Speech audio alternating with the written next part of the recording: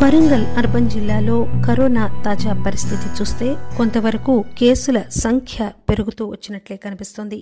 Lockdown ముగిసిన అనంతరం బహిరంగంగా కార్యకలాపాలు పెరుగుతున్న కొద్దీ ప్రజల్లో నిర్లక్ష్య ధోరణి కనబడడంతో కరోనా వ్యాప్తి ప్రబలిందన్న అనుమానాన్ని అధికారులు వ్యక్తం చేస్తున్నారు. సెప్టెంబర్ చివరి వారం నుంచి కొంత తగ్గుదల కనిపించడం అనేది సానుకూలమైన సంకేతం. ప్రజల్లో చైతన్యం వచ్చిందని, జాగ్రత్తలు అలవాటయ్యాయని భావిస్తున్నారు. ముఖ్యంగా మాస్కులు ధరించడం, సామాజిక దూరం పాటించడం, శానిటైజర్ వినియోగం, చేతులు కడుక్కోవడం ఇలాంటివన్నీ కూడా దైనందిన జీవనంలో జీవన సంస్కృతిగా ఒక లైఫ్ స్టైల్ గా ఏర్పడడం వల్ల కూడా ప్రజల్లో అవగాహన పెరిగిందని చెప్పవచ్చు. హోమ్ క్వారంటైన్ పట్ల ఎక్కువగా సుముఖత చూపుతున్న ప్రజలు కూడా 6-7 రోజుల్లోనే తమ లక్షణాలు కొంత తగ్గుముఖం పట్టడంతో మళ్లీ టెస్టింగ్ చేసుకునేందుకు వస్తున్నారు. అన్ని జాగ్రత్తలు పాటించి చికిత్స పొంది వచ్చిన వారు ఆ వెంటనే నెగటివ్ ఫలితం అందుకోవడం అనేది కూడా ఆశాజనకంగా కనిపిస్తోంది. టెలిమెడిసిన్ ద్వారా రాష్ట్ర ప్రభుత్వం విస్తృతంగా సౌకర్యాలు అందిస్తోంది. ముఖ్యంగా హోమ్ క్వారంటైన్ లో ఉన్న వారికి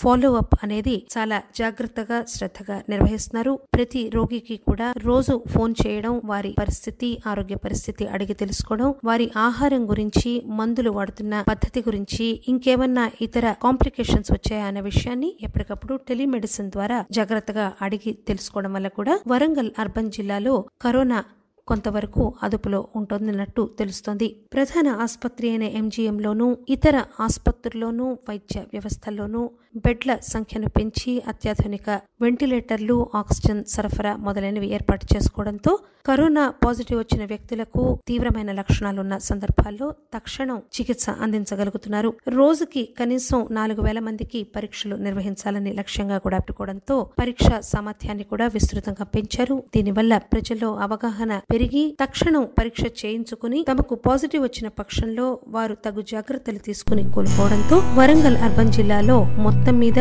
కరోనా పరిస్థితి అదుపులో ఉన్నట్లుగానే అనిపిస్తోంది.